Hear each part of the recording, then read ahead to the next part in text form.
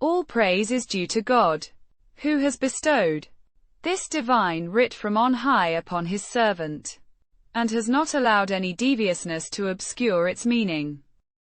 A divine writ, unerringly straight, meant to warn the godless of a severe punishment from him, and to give unto the believers who do good works the glad tiding that there shall be a goodly reward, a state of bliss, in which they shall dwell beyond the count of time. Furthermore, this divine writ is meant to warn all those who assert God has taken unto himself a son. No knowledge whatever have they of him, and neither had their forefathers. Dreadful is this saying that comes out of their mouths, and nothing but falsehood do they utter. But wouldst thou, perhaps, torment thyself to death with grief over them if they are not willing to believe in this message? Behold, we have willed that all beauty on earth be a means by which we put men to a test, showing which of them are best in conduct. And, verily, in time, we shall reduce all that is on it to barren dust. And since the life of this world is but a test, dost thou really think that the parable of the men of the cave and of their devotion to the scriptures could be deemed more wondrous than any other of our messages? When those youths took refuge in the cave, they prayed, O our sustainer, bestow on us grace from thyself, and endow us, whatever our outward condition, with consciousness of what is right. Quote, and thereupon we veiled their ears in the cave for many a year. And then we awakened. Christianity was no longer persecuted and had even become the official religion of the Roman Empire. The ancient coin, dating from the reign of Decius, with which the young man wanted to pay for his purchases, immediately aroused curiosity. People began to question the stranger, and the story of the men of the cave and their miraculous sleep came to light. Them. And we did all this so that we might mark out to the world which of the two points of view showed a better comprehension of the time span during which they had remained in this state. And now we shall truly relate to thee their story.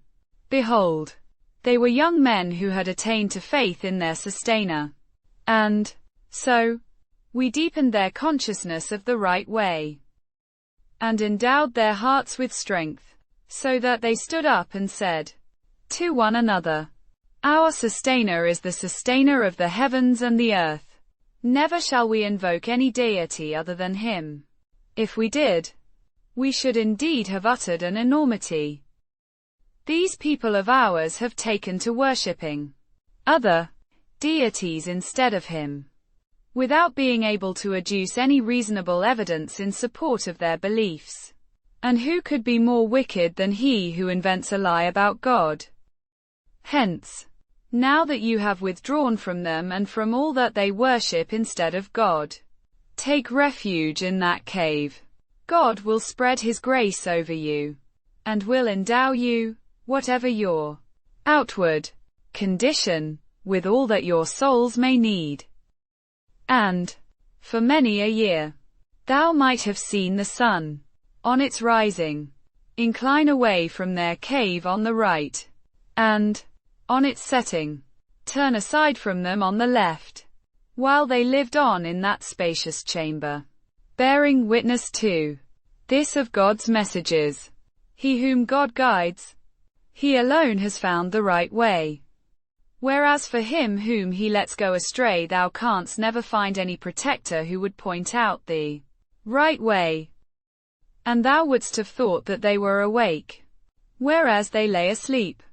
And we caused them to turn over repeatedly, now to the right, now to the left, and their dog lay on the threshold, its forepaws outstretched. Hadst thou come upon them unprepared, thou wouldst surely have turned away from them in flight, and wouldst surely have been filled with awe of them. And so, in the course of time, we awakened them, and they began to ask one another as to what had happened to them. One of them asked, "How long have you remained thus?" Quote, "The others answered, We have remained thus a day, or part of a day." Said they, who were endowed with deeper insight, "Your sustainer knows best how long you have thus remained. Let, then, one of you go with these silver coins to the town, and let him find out what food is purest there, and bring you thereof some provisions. But let him behave with great care and by no means make anyone aware of you. For, behold, if they should come to know of you, they might stone you to death or force you back to their faith, in which case you would never attain to any good." Quote, "And in this way have we drawn people's attention to their story, so that they might know, whenever they debate among themselves as to what happened to those men of the cave, that God's promise of resurrection is true, and that there can be no doubt as to the coming of the last hour. And so, some people said, erect a building in their memory. God knows best what happened to them. Said they whose opinion prevailed in the end, Indeed, we must surely raise a house of worship in their memory." Quote, "And in times to come, some will say," quote, "They were 3, the fourth of them being their dog, while others will say 5, with their dog as the sixth of them, idly guessing at something of which they can have no knowledge, and so on, until some will say," quote, "They were 7, the eighth of them being their dog. Say, my sustainer knows best how many they were. None but a few have any real knowledge of them.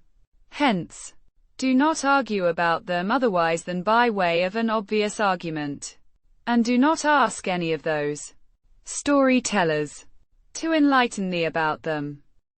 And never say about anything, Behold, I shall do this tomorrow, without adding, if God so wills. And if thou shouldst forget thyself at the time, and become aware of it later, call thy sustainer to mind and say, I pray that my sustainer guide me, even closer than this, to a consciousness of what is right."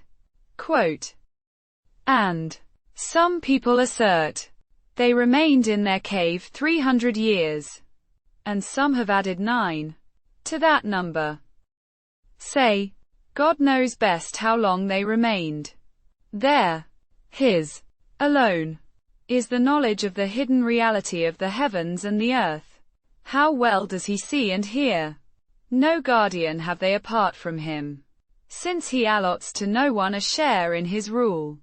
Quote, "And convey to the world whatever has been revealed to thee of thy sustainer's writ. There is nothing that could alter his words, and thou canst find no refuge other than with him. And contain thyself in patience by the side of all who at morn and at evening invoke their sustainer, seeking his countenance. And let not thine eyes pass beyond them in quest of the beauties of this world's life. And pay no heed to any whose heart we have rendered heedless of all remembrance of us, because he had always followed only his own desires, abandoning all that is good and true. And say, the truth has now come from your sustainer. Let, then, him who wills believe in it, and let him who wills reject it. Verily, for all who sin against themselves by rejecting our truth, we have readied a fire whose billowing folds will encompass them from all sides. And if they beg for water, they will be given water, hot, like molten lead, which will scald their faces. How dreadful a drink, and how evil a place to rest! But, behold, as for those who attain to faith and do righteous deeds, verily, We do not fail to requite any who persevere in doing good. Theirs shall be gardens of perpetual bliss.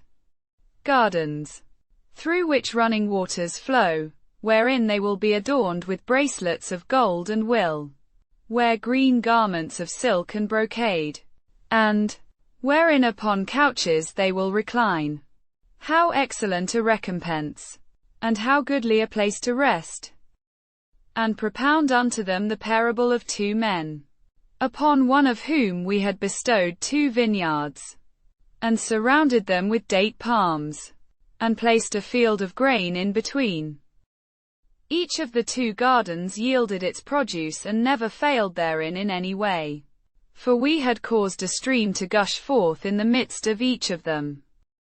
And so, the man had fruit in abundance. And, one day, he said to his friend, bandying words with him, more wealth have I than thou, and mightier am I as regards the number and power of my followers. Quote, and having thus sinned against himself, he entered his garden, saying, I do not think that this will ever perish, and neither do I think that the last hour will ever come. But even if it should come, and I am brought before my sustainer, I will surely find something even better than this as my last resort. Quote, and his friend answered him in the course of their argument, wilt thou blaspheme against him who has created thee out of dust, and then out of a drop of sperm, and in the end has fashioned thee into a complete man? But as for myself, I know that he is God, my sustainer, and I cannot attribute divine powers to any but my sustainer. And he continued, alas, if thou hadst but said, on entering thy garden, whatever God wills shall come to pass. For there is no power save with God. Although, as thou seest, I have less wealth and offspring than thou, yet it may well be that my sustainer will give me something better than thy garden, just as he may let loose a calamity out of heaven upon this thy garden, so that it becomes a heap of barren dust, or its water sinks deep into the ground, so that thou wilt never be able to find it again. Quote, and thus it happened. His fruitful gardens were encompassed by ruin, and there he was, wringing his hands over all that he had spent on that which now lay waste, with its trellises caved in. And he could but say, oh, would that I had not attributed divine powers to any but my sustainer. Quote, for now he had naught to succor him in God's stead, nor could he succor himself. For thus it is. All protective power belongs to God alone, the true one. He is the best to grant recompense, and the best to determine what is to be. And propound unto them the parable of the life of this world. It is like the water which we send down from the skies, and which is absorbed by the plants of the earth. But, in time, they turn into dry stubble which the winds blow freely about. And it is God alone who determines all things. Wealth and children are an adornment of this world's life, but good deeds, the fruit whereof endures forever, are of far greater merit in thy sustainer's sight, and a far better source of hope. Hence, bear in mind the day on which we shall cause the mountains to disappear, and thou shalt behold the earth void and bare. For, on that day, we will resurrect the dead, and gather them all together, leaving out none of them. And they will be lined up before thy sustainer.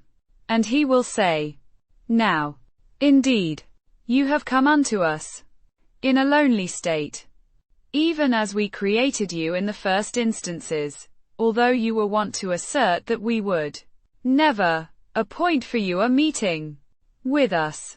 Quote, and the record of everyone's deeds will be laid open, and thou wilt behold the guilty filled with dread at what they see therein, and they will exclaim, Oh, woe unto us!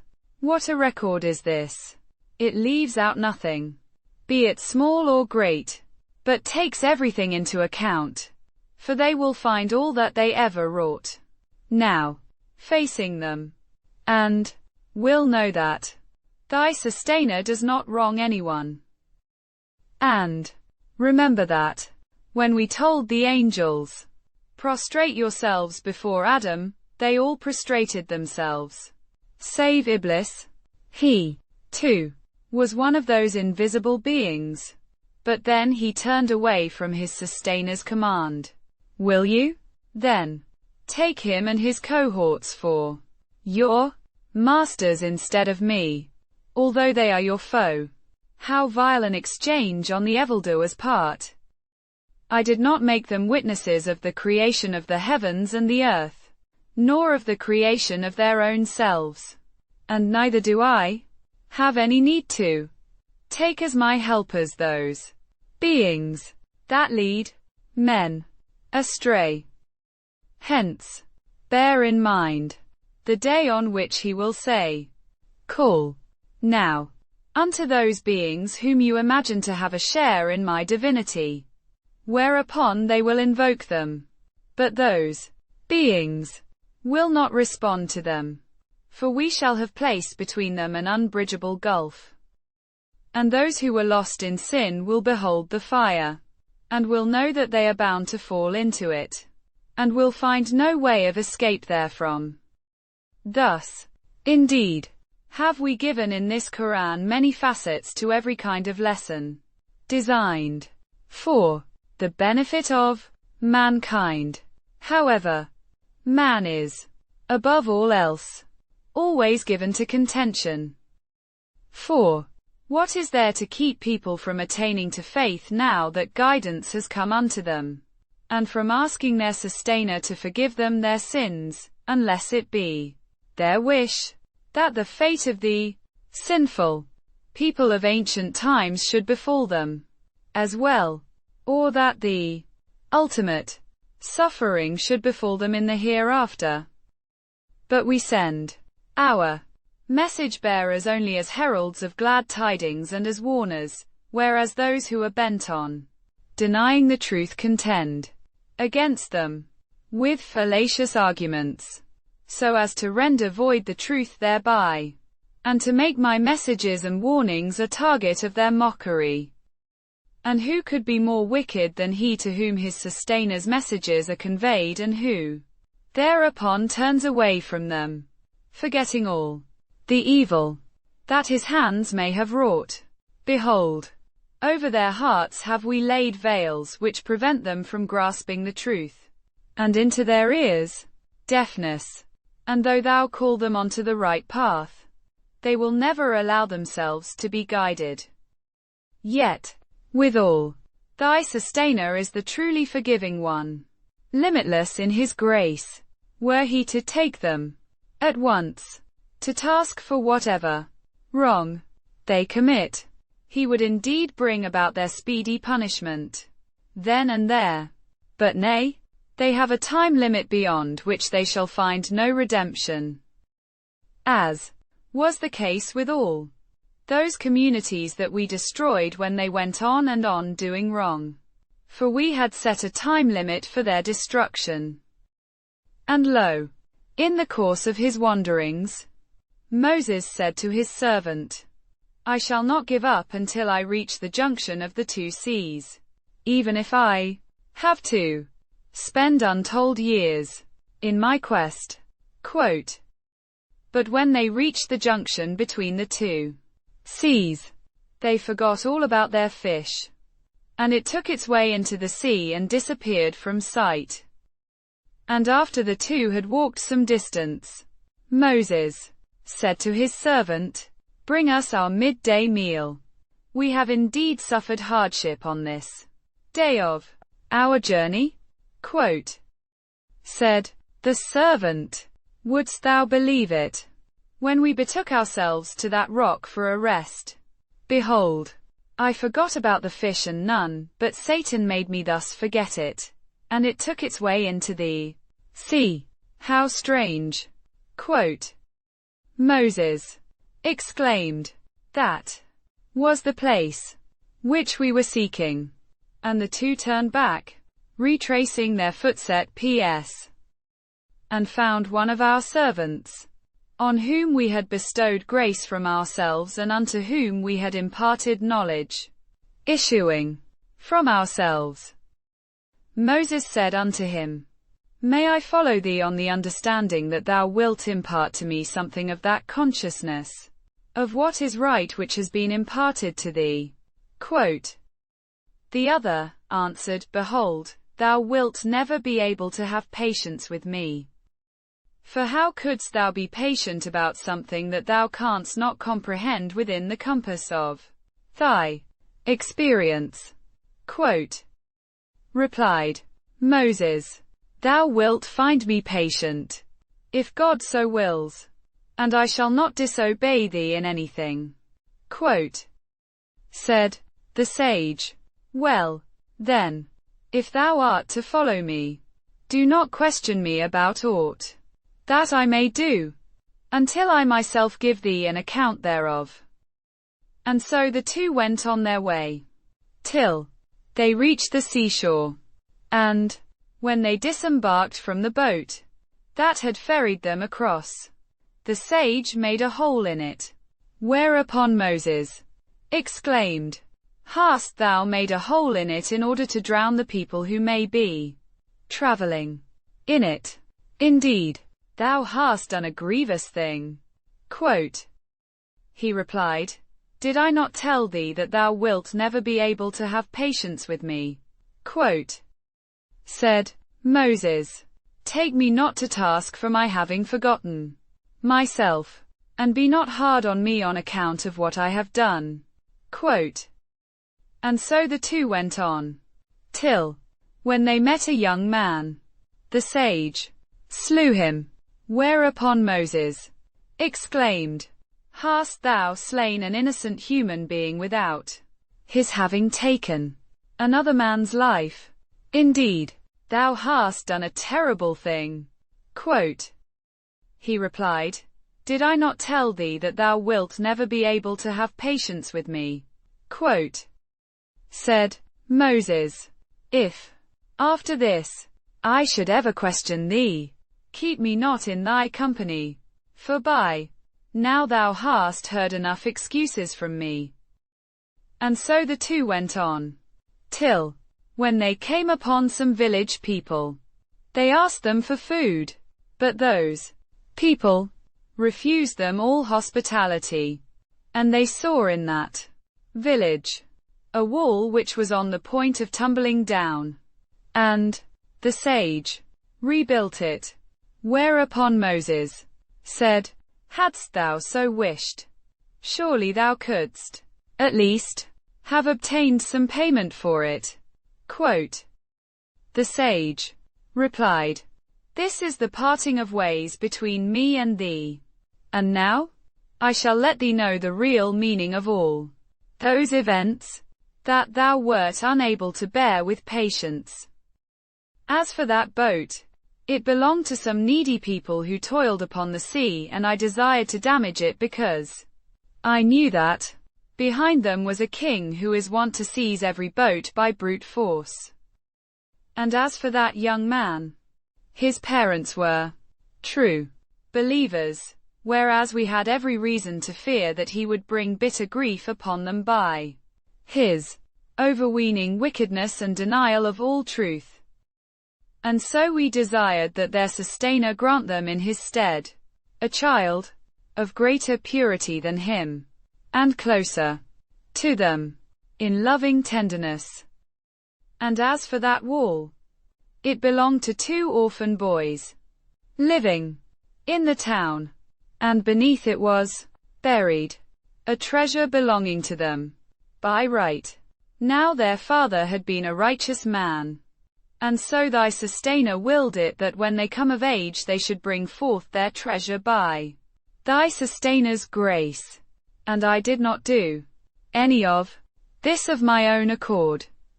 This is the real meaning of all those events that thou wert unable to bear with patience. And they will ask thee about the two-horned one. Say, I will convey unto you something by which he ought to be remembered. Behold, we established him securely on earth, and endowed him with the knowledge of the right means to achieve anything that he might set out to achieve. And so he chose the right means in whatever he did. And he marched westwards, till, when he came to the setting of the sun, it appeared to him that it was setting in a dark, turbid sea, and nearby he found a people, given to every kind of wrongdoing. We said, O thou two-horned one, thou mayest either cause them to suffer, or treat them with kindness.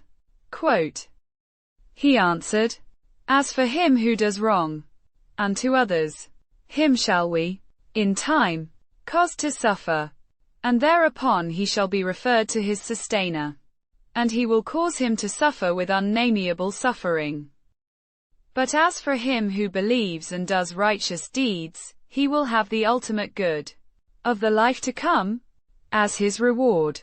And, as for us, we shall make binding on him only that which is easy to fulfill. And once again he chose the right means to achieve a right end. And then he marched eastwards, till, when he came to the rising of the sun, he found that it was rising on a people for whom we had provided no coverings against it. Thus, we had made them, and thus he left them, and we did encompass with our knowledge all that he had in mind. And once again he chose the right means to achieve a right end. And he marched on, till, when he reached a place between the two mountain barriers, he found beneath them a people who could scarcely understand a word of his language. They said, O thou two-horned one, behold, Gog and Magog are spoiling this land.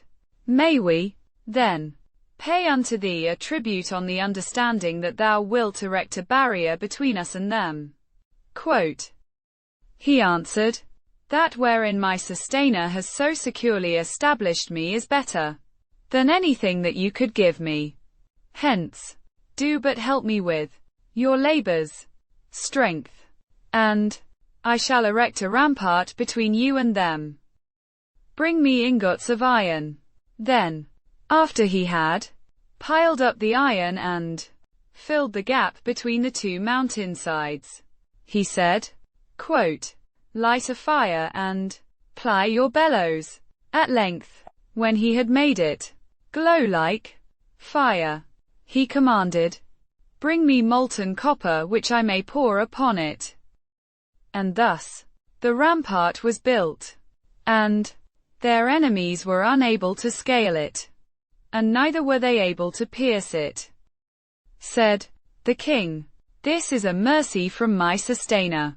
Yet when the time appointed by my sustainer shall come, he will make this rampart level with the ground, and my sustainer's promise always comes true. Quote, and on that day, we shall call forth all mankind and leave them to surge like waves that dash against one another, and the trumpet of judgment will be blown, and we shall gather them all together. And on that day we shall place hell for all to see, before those who denied the truth, those whose eyes had been veiled against any remembrance of me because they could not bear to listen to the voice of truth. Do they who are bent on denying the truth think, perchance, that they could take any of my creatures for protectors against me? Verily, we have readied hell to welcome all who thus deny the truth. Say, shall we tell you who are the greatest losers in whatever they may do?